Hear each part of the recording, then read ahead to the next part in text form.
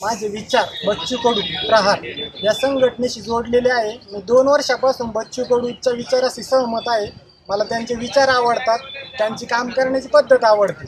त्या पद्धतीनं मला 28 तारखेला आज फॉर्म भरण्याचा तुम्ही म्हणताय की फॉर्म का भरलाय, म्हणजे असं काही नियोजन नव्हतं।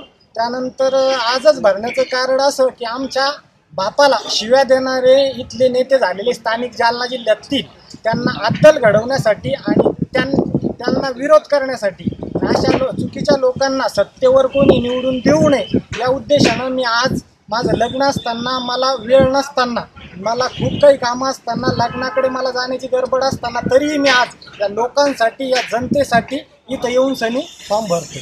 सगळे उमेदवार असणार तुमच्या विरोधात?